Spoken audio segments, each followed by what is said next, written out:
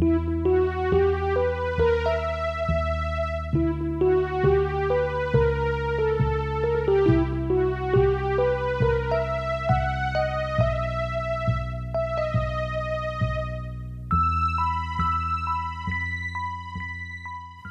following is a fan-made chapter reading of the web serial Pale by J.C. McCrae. The original text can be found at palewebserial.wordpress.com. If you'd like to donate to the author, please go to patreon.com/wildbow. Thank you and enjoy.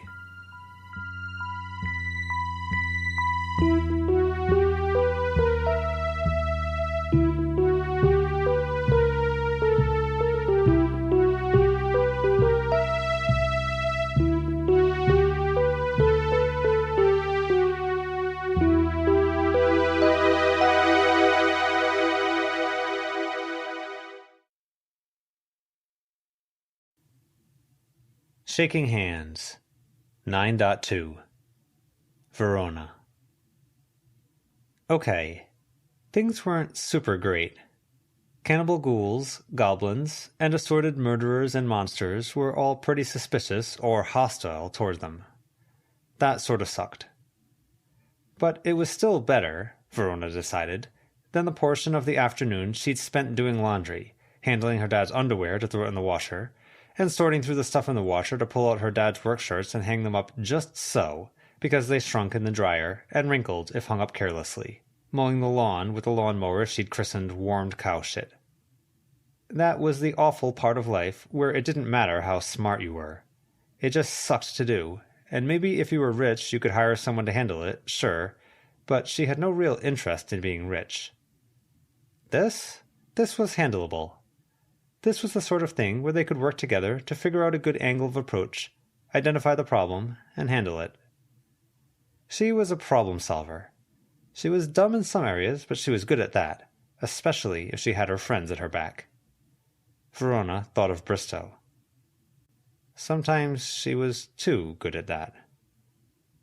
Edith addressed the room. The big issues hanging over our collective heads right now are Melissa Oakham. We can thank Snowdrop for tipping us off. There is the lingering issue of the invading others who slipped into Kennet and haven't revealed themselves, and then the ongoing handling of the perimeter and those who slip it. You three are fine trying to get your classmate to a better place? Matthew asked. Verona checked with her friends. I think we'd like to try and help with all of it. Yeah, Avery said. Okay, Matthew said. If you decide it's too much, or if you're stretched too thin, as many of us here have, then focus on the one thing. Workable? Workable, Lucy replied. Ken? Matthew asked. Sorry to distract. It's fine, give me a second, Ken replied. He tied with Charles at appearing the oldest in the room, had a bit of a beer gut, and wore a plaid, summer-weight work shirt and jeans. His expression reminded her of her dad, but it was baked in by another decade or so of aging, framed in hair that had settled into locks with sweat and the kind of vague oiliness that came with insufficient or poorly chosen shampoo and conditioner. The effort was there, but misapplied. To her sight, he was a silhouette of a man crammed with 5,000 wriggling meaty things, slithering up, down, and around a core of not human bones, but sprawling tracks connecting geometric chunks of concrete. If she stood closer to him, she imagined she could interpret some of the arrangements. You needed something? Ken asked. Any new feelings on the secret of others? Or sum it up for the girls? Vaguely hostile, Ken replied, settling a hand on one side of his stomach. Not connected to anyone outside, I think I'd feel that. I don't think they're animal, closer to appearing human. And not up to talking to us. In fact, they may be actively evading us, Edith said. It doesn't feel like coincidence that they arrived when we weren't looking, and they just so happened to have avoided running into any of us. And something's bubbling, Ken said. Bubbling? Edith asked. Are they preparing something? Or plotting, or working themselves up into not a frenzy. I think Montague would have shaken them from that early. Working themselves up somehow. All the more reason to track them down. Blunt? Matthew asked. The one group of goblins is looking for a new Barney? It'd be nice, Blunt said. Doesn't really work in a town this size. But we might be getting to a special case. While you're... This? Matthew held up a finger. He tried again, while Verona hung back. Since the goblins are making an event of searching for one, can you all look for the new others while you're at it? Yeah, sure. What's this? Verona asked. This is about the human who paid the bills? Toadswallow? Matthew asked. My wheelhouse, I suppose, the stout goblin replied. Some goblins partner with humans who've had enough drink to tip over into being other, at least temporarily. Otherness can be temporary? Super cool, Verona replied. Lucy tapped Verona's side with her elbow. It requires a special case. A stint of drinking that tests and pushes human limits and severs connections to all things. A goblin can hop on board to be the imaginary friend, the pilot, the remover of roadblocks. It's an art form, a partnership meant to be, where the goblin pilot, the Todd, is nothing without its Barney. The Barney a fleeting mess without its Todd, but together they spin legends. The goblin's an enabler? Avery asked. My dear, by the time someone's prepared to leave humanity behind and become a Barney, the idea of enabling, as you understand it, is a bridge that's been burned and long forgotten. I'd like to think there's always a way back to health. Indeed, yes. Sometimes that way back starts from rock bottom, and sobering up at the end of a Barney on Todd binge is a special kind of rock bottom.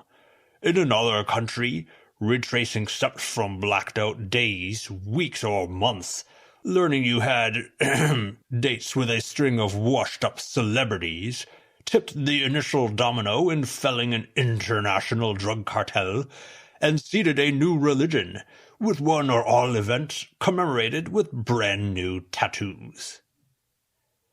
There was a segment of goblins getting excited as Toadswallow explained. Toadswallow added, Once the Barney sobers up, they don't go back to whatever they were imbibing. The Todd must find another. Biscuit here wants to learn to become a Todd, so we're looking. Biscuit was a goblin not all that much bigger than Cherry Pop, and weirdly on the not-offensive-looking side of goblindom, with makeup on and clothes possibly stolen from dolls. She looked pretty hyper at the prospect. You said it's hard in a small town? Verona asked. Why? I'd describe it as having an overcompensation-type sports car on a go-kart track, Toadswallow explained. They thrive and pick up momentum best if they can go from scene to scene, event to event. There aren't enough scenes or events here. One wrong move and you'll punch through or ramp off and you'll leave the track, Bluntmunch added. Out of Kennet? Lucy asked. With hours of car trip to get to the next place, Bluntmunch said. Yeah. You said it might get easier? Lucy asked. If we go down this road we're on, if things keep getting bad, we crater. Crater? Verona asked. I kind of explained that, Liz said, tired. She was 30-something, brown hair, a bit overweight. Matching to Edith and Matthew, it looked like. When trouble comes calling, it's all downhill with the wind on its back until it gets to Kennet. Leaving is uphill, wind in that trouble's face. And that makes it easier for the Barney to stay in bounds, I guess? Verona asked. There's going to be a point near the end of summer where that effect may start to affect people, too, Matthew said. But that's a topic for another meeting. Right, sort of forgot. You had stuff you wanted to talk about, Verona said. Thanks for answering about the Barney thing. Matthew nodded. It's fine. Sig, Liz, we'd like you two to loop through town. Think where that hiding spot might be. Places the goblins aren't. Places that others can't easily go. People dense. I was looking at summer camps and summer schools, Liz said. Good, thank you. Also businesses, hospitals, anywhere that an influx of new people. Building on Ken's instincts from before. Unless you've got more, Ken? Ken looked annoyed, but shook his head. The bubbling feeling, that's it. If you four can think of any places others may be lurking, it would help. Edith addressed the four of them. And keep an eye out for anything unusual. Any people who seem out of place. Your sight may identify them. Verona gave her a thumbs up as the others nodded. Which leaves the third and final major issue of this meeting, the perimeter and patrols, Matthew said. Charles picked up where Matthew left off without being prompted, which suggested this pattern had been established before. The perimeter holds. Attention in the form of patrols and regular maintenance support and power it. The presence of the intruders within the city sap from it. There are 3 parts to it. It makes Kennet inhospitable terrain for intruders, it acts as an outright barrier when we need it to, and it alerts us to trouble while deflecting the attention of that trouble. When all 3 parts are working in coordination, it works well. Slows anyone uninvited down, turns them aside, stops them if they're insistent enough to find their way to the boundary. And you'll be alerted so you can meet them at that boundary, or flank them while they're being turned aside. Verona nodded. This was interesting. She put up her hand. Charles looked pained, looked at her, then Matthew, who nodded, then back to her. What? Saw a wraith, I think, getting chewed up by being inside the perimeter. Pretty thin and weak. Things kicked up at the perimeter when I noticed it. That's the way it's supposed to work. That part of it is working fine. For others, it slows them down, makes them more tired, makes them need more to eat, whatever it is they eat. For outside practitioners, it's a little less effective, has a different influence, but it makes their practice a little less meaty, I suppose. Less practical. If they had a trick that took a word, then it might take a word and a gesture, or a bit of diagram to get it to come to life. They'll notice it, but it won't stop the determined. Verona nodded. Worth saying, that's working, but it's only when Montague isn't powering the boundary. When he does, we get a different flavor of things inside Kennet. Aggressive, a bit more power for the practitioners, especially the nastier types. I wouldn't phrase it quite that way, Charles, Edith said, without looking at him. There are some practitioner types, like Matthew was, who I wouldn't call nasty. Sorry, Charles replied. Practices that hurt, corrupt, and take away from others or from themselves. So the wear down invaders part was working. That was interesting about Montague. The second part, the barrier, it's not working like it should. What I originally built was like a house of cards encircling Kennet. It was delicate to set up, but once set up, it protected itself from outsiders trying to tear it down. The skeptic came in and tore through a portion, then kicked the cards that hadn't fallen yet to her left and right, flattening the cards. It wasn't actually cards, but that should give you a mental picture. Could we help? Lucy asked. It was mind-numbing and frustrating to set up before.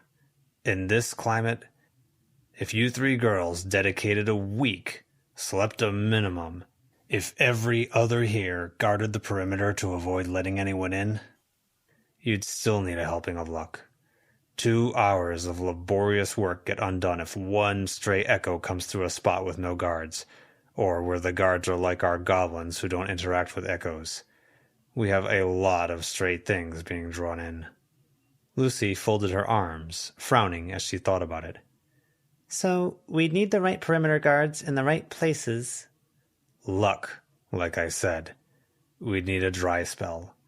It's building a wall of sandcastles down the length of a popular beach, and we need a lot of people to decide not to go to the beach that weekend.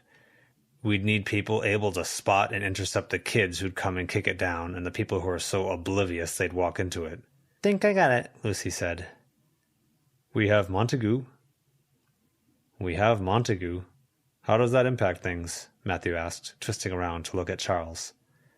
He gives the barrier power.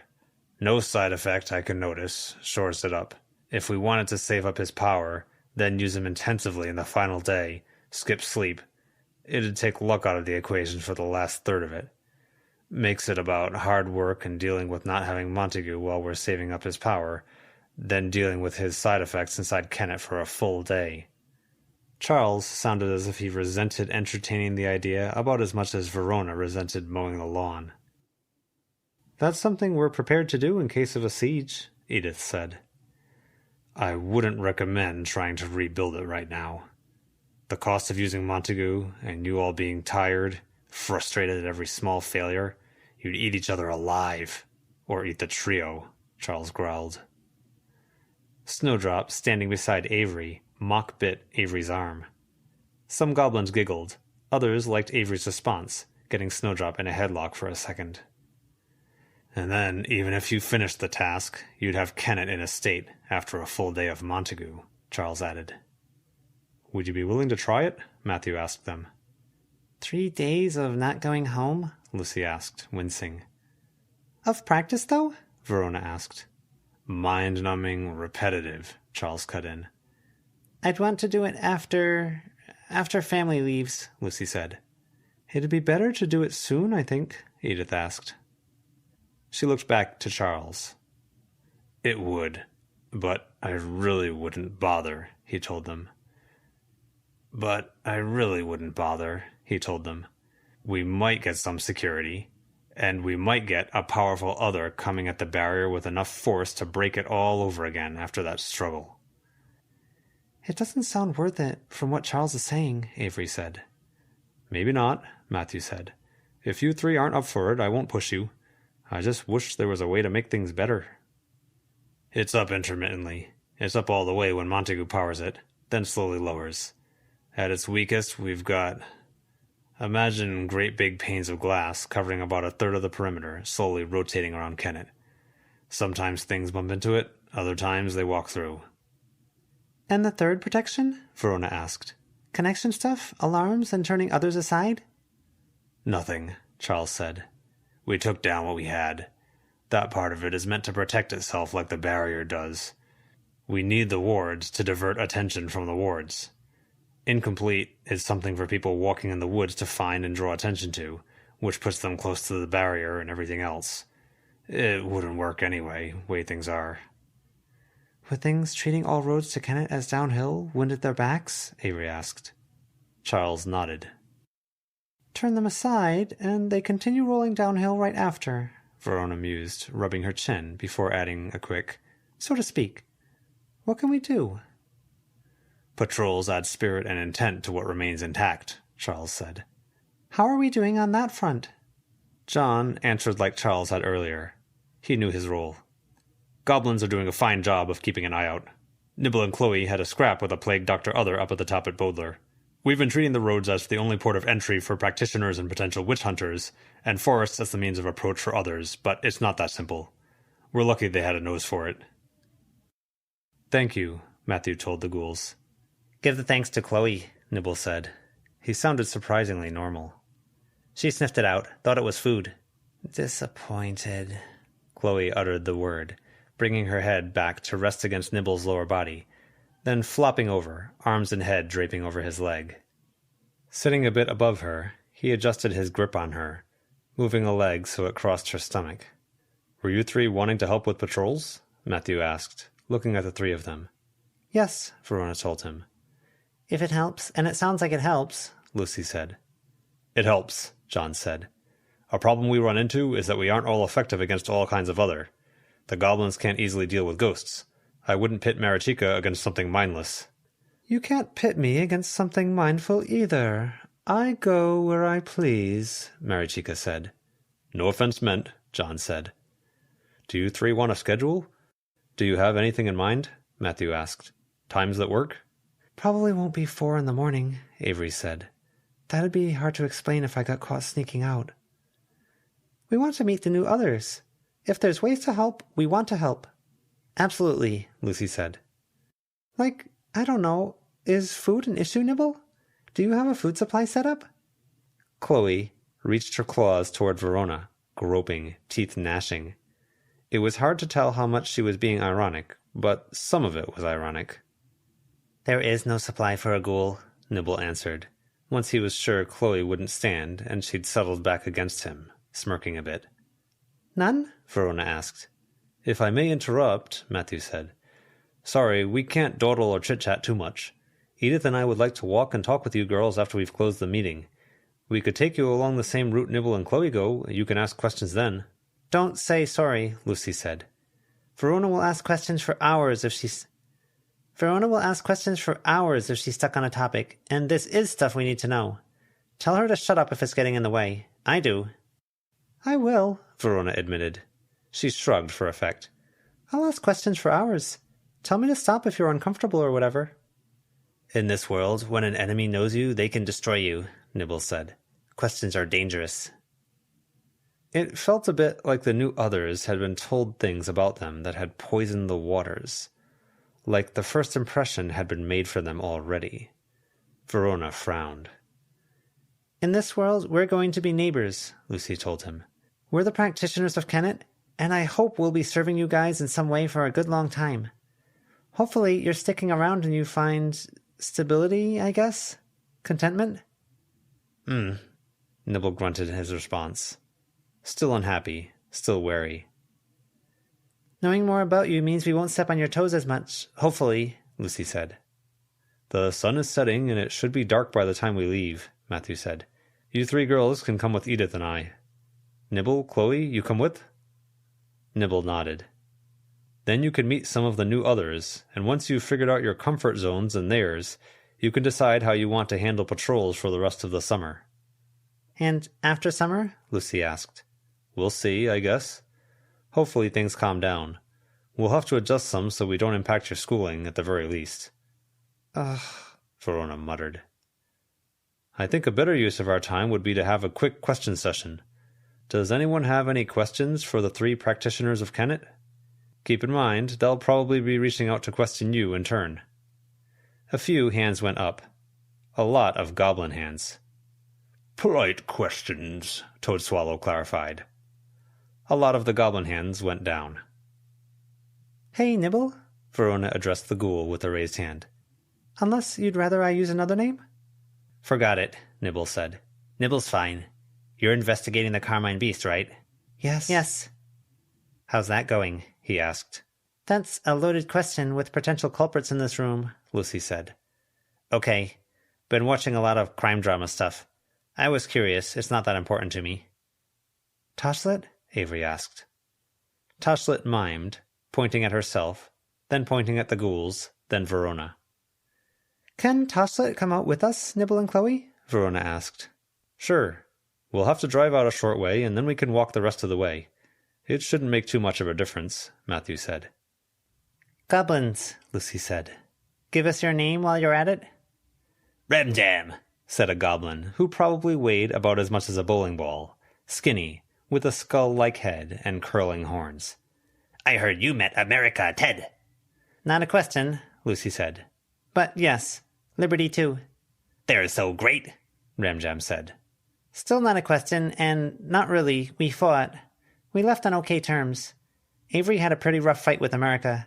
Needed healing. So lucky, Ramjam said. Not really, Avery said. Avery won, Verona butted in. Don't tell them that. I don't want to get on their bad side. They respect that crap, right? Verona asked. A good few goblins nodded. We did pretty well in the sparring class against them, Lucy said. I like sparring, another goblin said. He looked mostly boneless, like a lot of lumpy crap stuffed into a skin suit the proportions of a short human. He slapped his chest, and an egg-shaped lump slid from beneath his hand to his armpit. Humpty Dump, I want to know about the sparring. Let's keep this a Q&A, Matthew said. Were there spikes? Humpty Dump asked. There were some spikes, Avery said. She frowned. Kind of. Were there explosions? Lots, Verona said. Let's stay on track, Matthew said, looking rather exhausted. Let's keep questions relevant to Kennet. Will you spar in Kennet? Humpty Dump asked. Verona saw Lucy glance at Guilherme, who nodded. Yes. More relevant to the perimeter and keeping Kennet safe, Matthew said, leaning forward and bringing his hands to his face, rubbing. Do you have a plan? Liz asked. Her expression, pose, and position in the room were serious, dark, intent. Lucy shook her head. Melissa, helping patrol, trying to find a way to shore up the perimeter, Maybe trying to identify these new others. Continuing some stuff with the Carmine Beast. That may only be so we can tell people we are. Maybe turn away some practitioners, Verona added. Lucy gave her a look. Verona shrugged. Some stuff, Lucy clarified. Marichica was smirking. Pretty thin, yeah, but they didn't need to broadcast. They were still intent on this. Helping out you guys. Finding stability. Cool stuff, Avery said. The radio atop the television buzzed as the television flickered. They looked, and Montague retreated back into the television. An old-timey black-and-white advertisement of a young girl holding her hands to her cheeks, miming surprise, while a man in a waistcoat flourished a bow, holding out a small gift-wrapped box. His face was a bloody, ruined mess, and the blood ran down the television screen to the floor, going from black and white to red as it did. Gifts? Avery asked. If you were human, you'd be the kind of kid who reminds the teacher they need to assign homework, wouldn't you? Ken asked. We told them that it would be fair for you to ask for gifts for the service you do Kennett, Edith said. But the terms of this are different. When we invited you to be practitioners, we made the invitation with certain needs in mind. Some, even many of these others want to be left alone, Matthew said. If you wanted to minimize your responsibilities to them, they could hold off on the gifts, and that simplifies things a great deal. Alternatively, you could make individual deals, a favor for a gift. Or you could simply demand what you're due. That feels a bit not great, Lucy said. Like you're putting us on the spot. We are. The new others are taking on significant responsibilities. Their powers are being drained, or they're fighting to defend this place, Edith said. That could be considered a gift of sorts. There's no way to argue this point without sounding like an asshole, Lucy said. I don't even care that much about the gifts. I do, Verona interjected. Gifts are cool, not that I'm going to twist your arm about it. But I do care that I'm being put in this position. We didn't ask, Montague offered. And now we're being made to look like the bad guys for even entertaining it. This sucks, you guys. And it sucks because you're making it suck. And I don't know why you're doing that. I want to get stronger, Avery said. And I want to get stronger because I want to protect my family and protect Kennett and protect you guys. If you're on the level, Lucy added. May I make a suggestion? Guilherme asked. Please, Lucy said. Anything but this current line of conversation. We protect Kennett to receive the protection of living in Kennett. That's the deal we entered here at its core. Any deal with you three is secondary. We get benefits from you three stepping in to deal with the likes of Nicolette, Zed, Bristow, or Alexander. Befriending the first two and convincing them to stay away, helping to arrange the removal of the other two. Marichica tittered. Verona was reminded of how she'd laughed in the classroom while they'd been questioned. I wanted to change the topic, but not to this, Lucy said. If any deal with you is secondary, make them explicitly so. You'll meet each of the new recruits, possibly accepting Crooked Rook. I want to meet her too, Lucy said. Then Marichica or I will let her know. My point is, make it explicit when you meet them. If you can help the new others, you can ask a gift. Fair and equitable. That sounds decent, Avery said. Yeah? Yeah, Verona said, smiling. Lucy nodded, but added, Thank you, Guilherme. I don't like how this was framed, Matthew, Edith. So you've said, Edith replied. I don't think Matthew meant any ill will. Right now, we're trying to be as fair as possible to the new others. We're still learning of concerns, sensitivities, past traumas. Be patient. Be fair to us too, Lucy said. We don't have any interest in enslaving or taking over or anything like that. Go easy on us. Let's wrap up here, talk on our walk then. Lucy nodded. Questions, anything? Edith asked the room. Sig? She adjusted the ashtray. The cigarette rolled slightly. That's a no from Sig, Matthew said. Avery said, raising a hand. Avery, if it can wait, we can discuss. She shook her head. Ask. I'd like to formally announce my intention to do the familiar ritual with Snowdrop. I know it's not the best shortcut to power, but if it keeps her around for longer than the usual 4 or 5 years of an opossum's lifespan, then I think that it's something I really gotta do. You gotta, Snowdrop said. I gotta, Avery said, insistent. Do you need anything? Matthew asked. Just Snowdrop, Avery said. But that's not all of it. What else? About Raymond? We talked to him earlier. He wants to meet Charles. And about Zed and about Nicolette, and even Jessica Casabian. We'd like to stay in touch with them. I know people won't be cool about them sticking their nose into things. We won't stand in the way of your communication with them, Matthew said. I'd like to get the okay to invite them to Kennet. We can get them to agree to stay quiet, I think, and not interfere. But when it comes to stuff like the wards or finding the others, I think they could be big helps. Verona's eyebrows went up. She looked around the room, and not cool was an understatement. Even Marichica wasn't smiling. Toadswallow looked serious. Girls, I don't think that works, Edith said. That may interfere with the idea of what Kennet is. Avery glanced at Verona, and that glance was like a plea for help.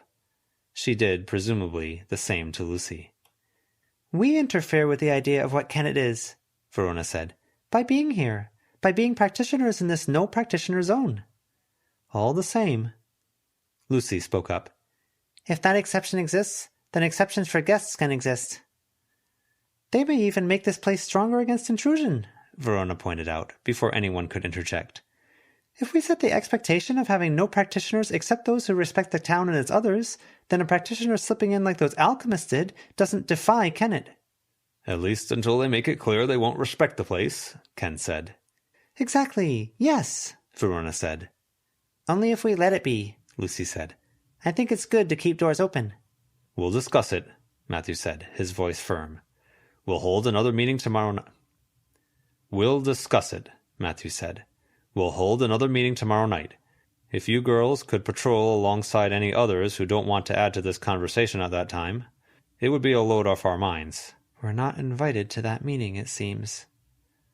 But Lucy nodded, so Verona did too.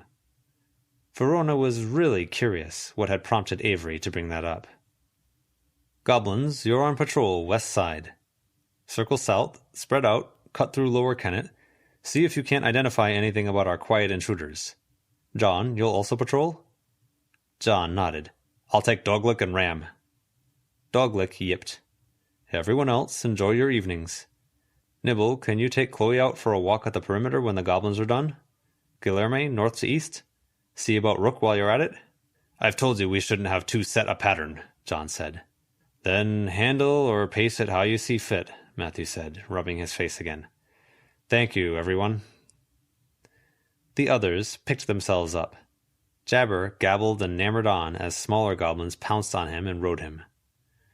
Take Jabber to the back room, please. Not outside. John, would you look after Montague?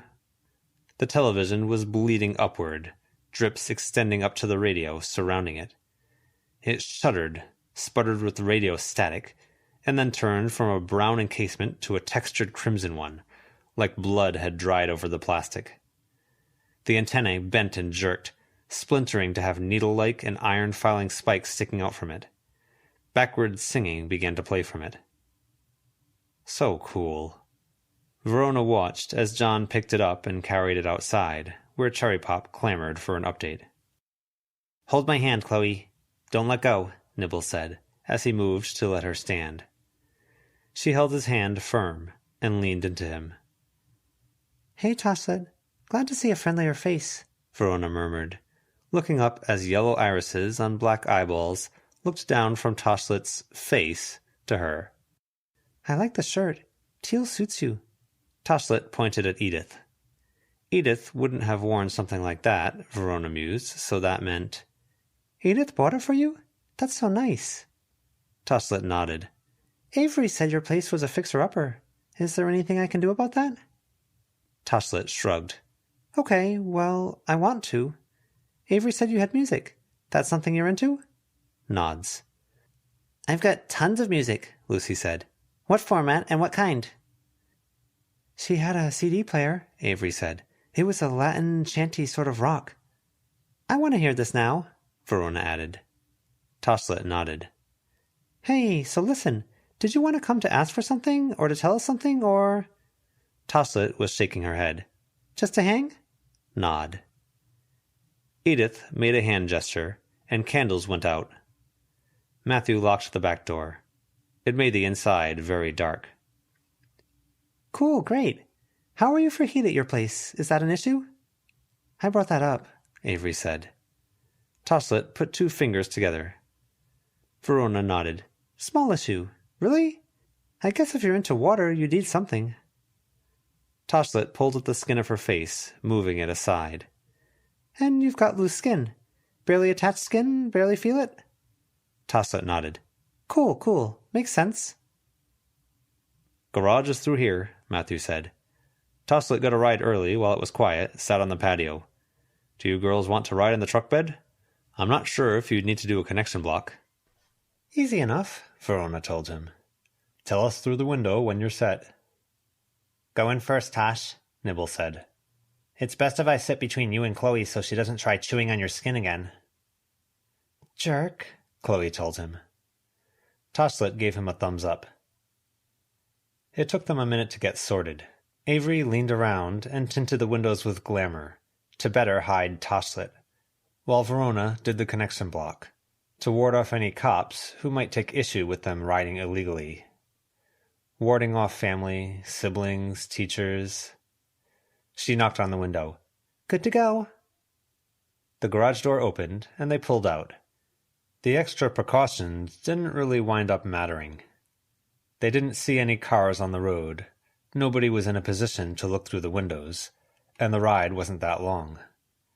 Just a bit south, to the bottom end of the residential area, where it started to segue into the older factories and buildings.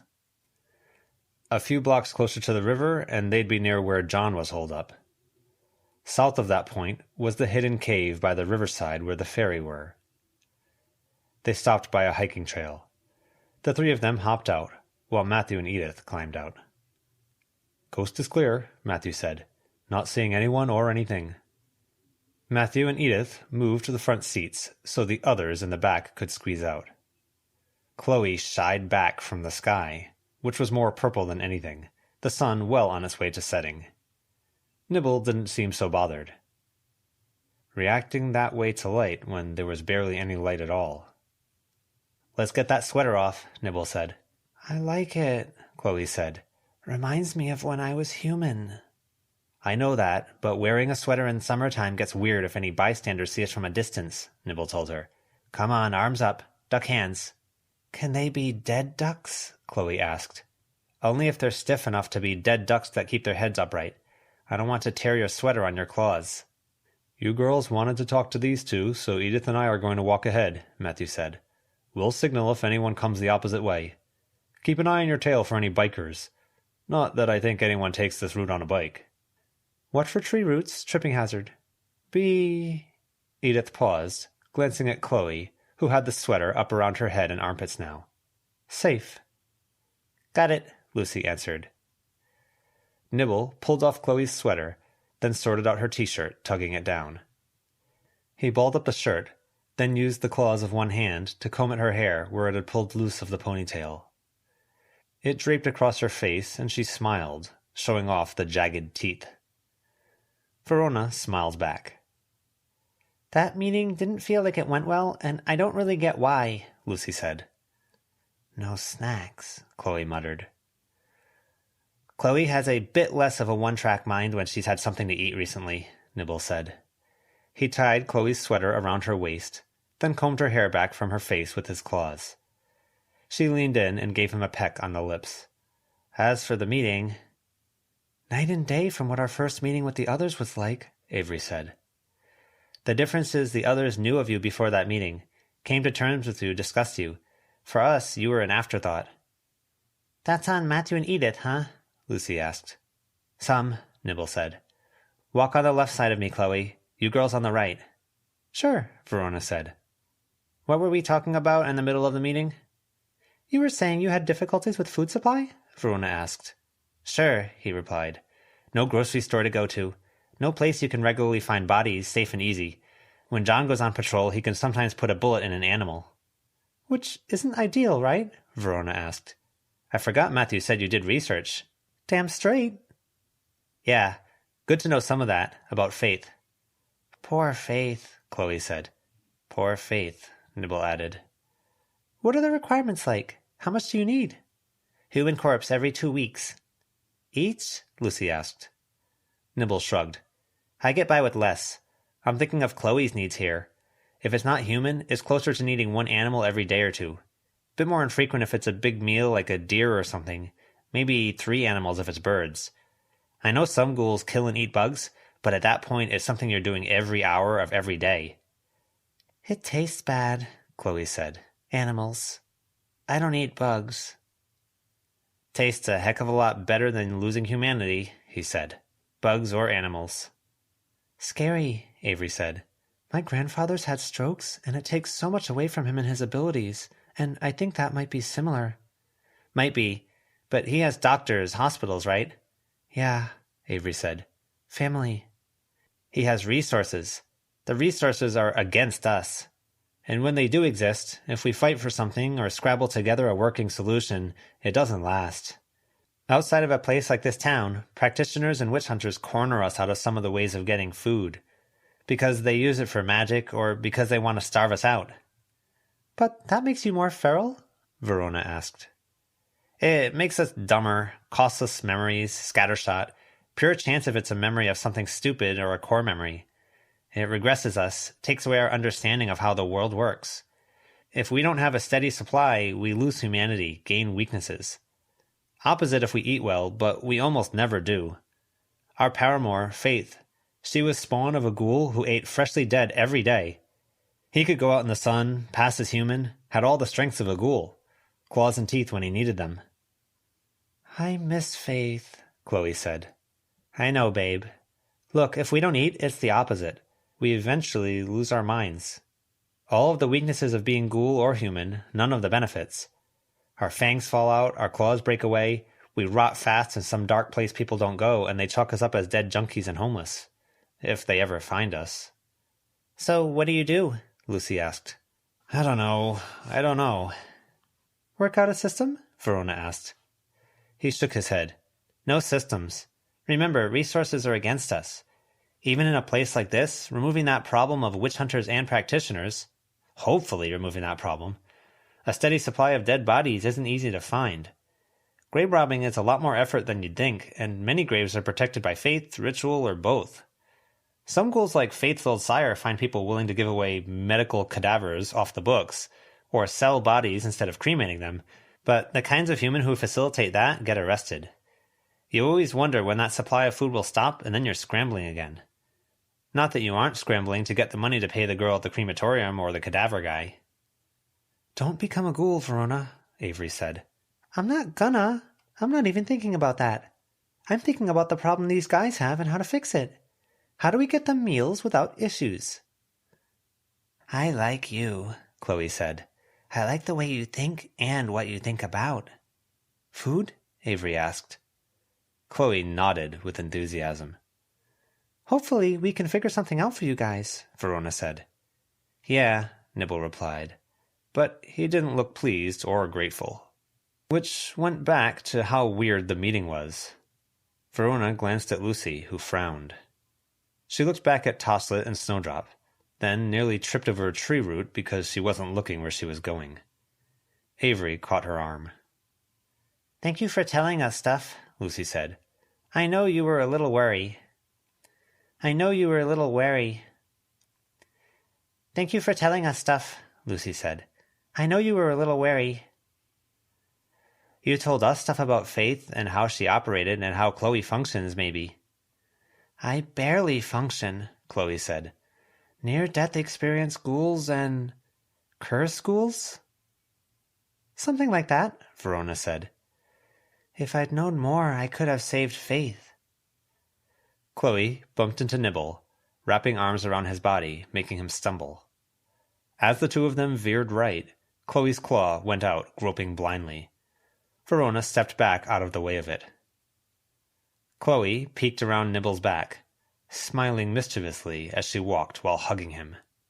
Like it had been a joke. But the degree to which it was a joke was kind of in the air. Easy does it there, Chloe, Lucy said. Is she? Be good, Chloe, Nibble said, sighing, and adjusting Chloe so she wasn't peering at them. This is why I worry. It seems like a lot, Avery said. It is. It used to be kind of fun, I guess. I might be editing my memories there. I used to be a loser. I think my family had money. They left me money when they all passed, all at once. I stopped living life, ended up like this. But I used to be easygoing, and now I don't get the chance. Sorry, Verona said. I love this girl, and that's love, isn't it?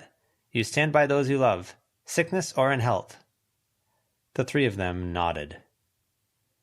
It was hard to really add anything to that. They walked for a minute, avoiding the tree roots, which wasn't super easy in the dark. Verona used her sight to see in the dark. Lucy put on her mask.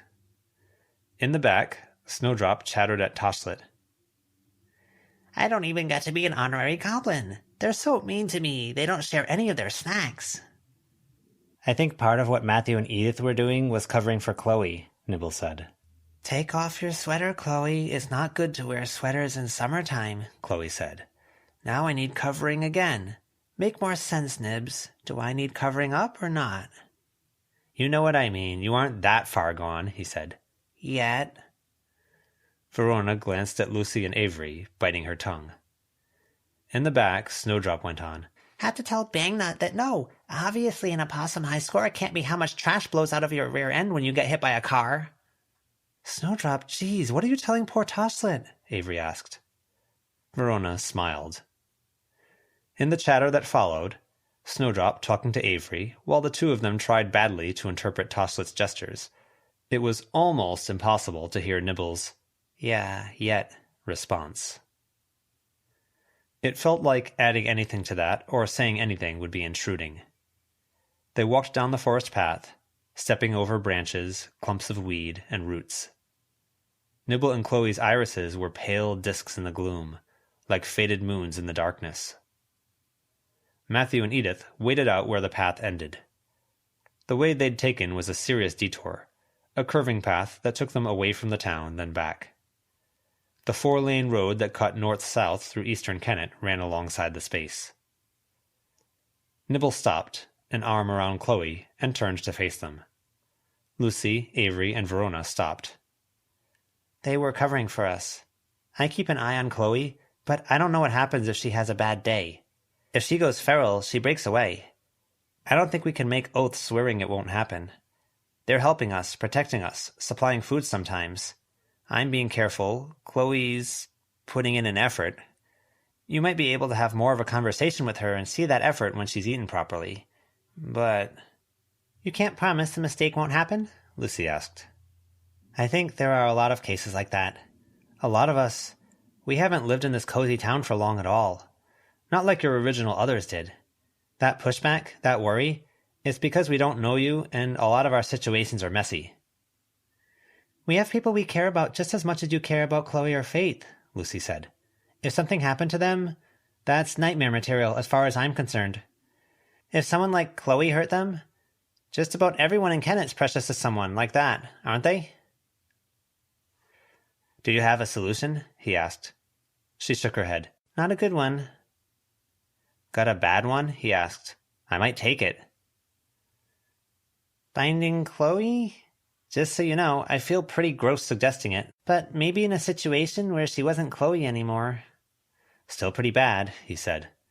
What about you guys going hands off, ignoring us? Pretty bad, Lucy echoed him. Yeah, he replied, nodding. He pulled off his beanie hat and stuffed it into a pocket, and combed the claws of one hand through hair, still holding onto Chloe with the other. If we found a food supply, Verona ventured. If you can, that's great, but it's harder than it sounds. I think we're going to go. We live just down there in the old factory. Set up a nook. Going to watch a movie, I think. Needs to have the high frames, Chloe said. My eyes can't see it right if it doesn't refresh the frames. Yeah, I got that covered, he said.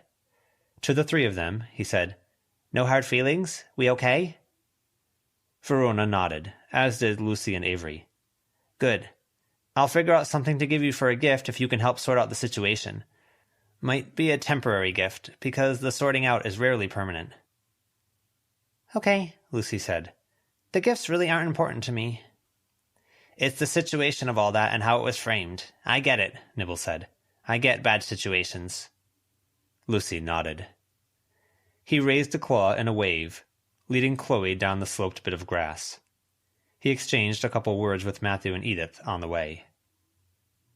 Verona and the rest of their group trailed a bit behind, giving the pair space to walk off. Will them being here be a problem? Matthew asked, as they walked over. I don't think so. Them being elsewhere seems like it'd be a bigger problem for others, Lucy said. Reminds me of where I was, fresh to Edith's body, being chased by the Doom, Edith said. Sucks, Avery said. That whole thing. They're good at heart, even if those hearts don't beat, Matthew said. It's good you got the chance to talk. What do you think? Edith asked. Of? She swept her arm out. Verona took a step aside, then looked. They were on a triangular bit of grass, a short cliff up from the 4-lane road, which was pretty quiet. The view was just such that they could see over old buildings, factories, and things to the water. Can it? Avery asked. Here specifically, this, Edith told them. Verona looked down, looked around at the grass, which needed a bit of mowing, had some weeds. A few divots where something like groundhogs had dug through. A few trees stood at the back. Verona took stock of it. For the domain? She asked. Edith nodded. It isn't pretty, but that can be fixed, Matthew said. A colleague who works at me at Buckhead can bring in some dirt, rent a small dozer and push some dirt around to flatten it if you want. It's big and it would be yours if you want it. The amount of space you start with is pretty important. If I'm taking the familiar, then this would be yours, Ronnie, Avery said. Just like that? No strings attached? Do what you're doing, Matthew said. We'll figure out our end.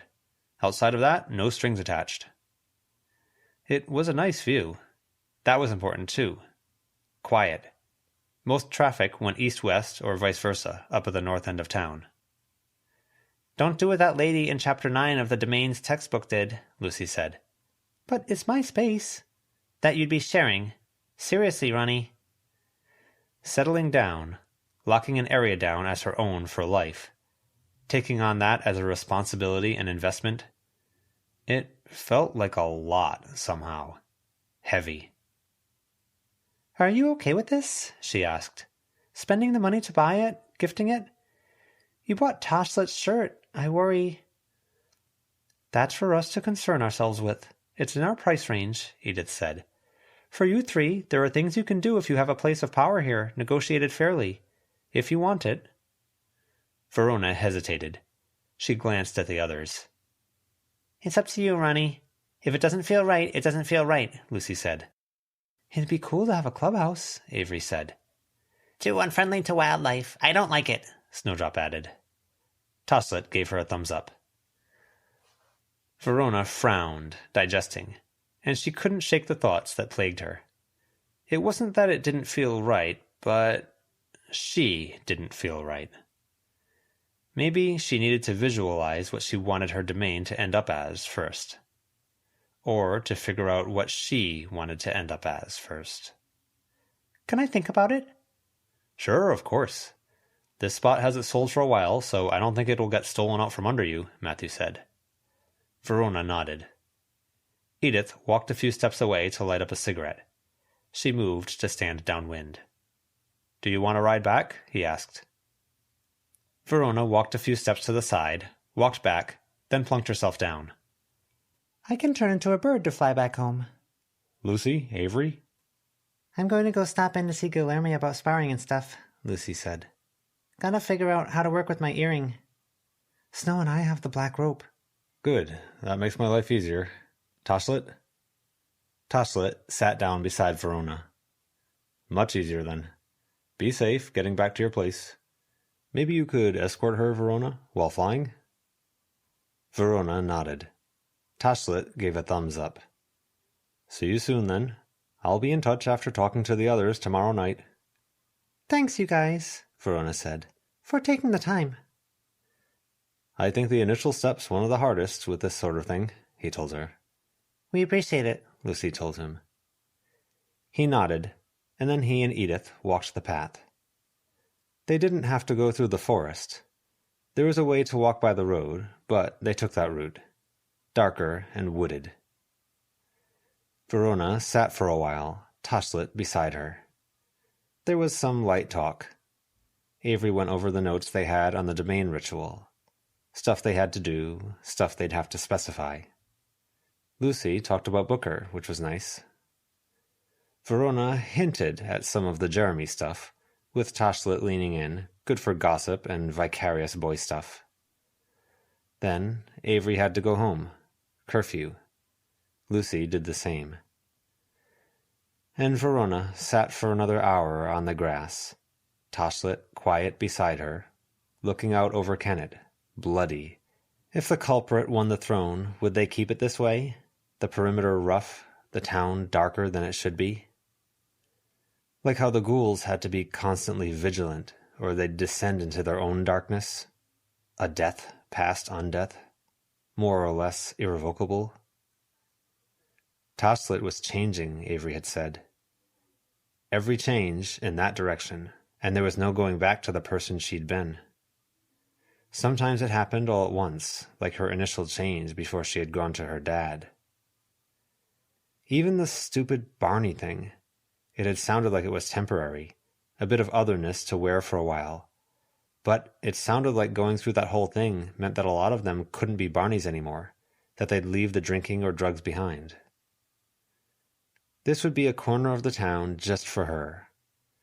Maybe a screwed-up town with a lot of issues, ghouls who needed help, and a spirit representing the average resident of the town, who looked a scary amount like her dad.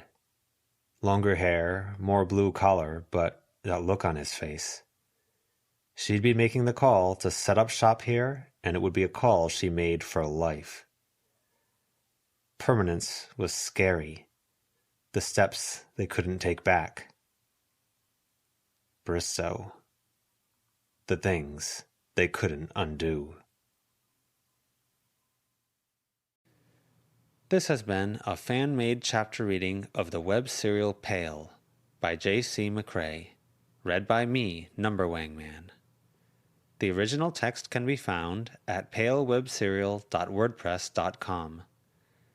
If you'd like to donate to the author, please go to patreon.com/wildbow. If you'd like to help with this project, please contact the Itai BM on Reddit. Thank you for listening.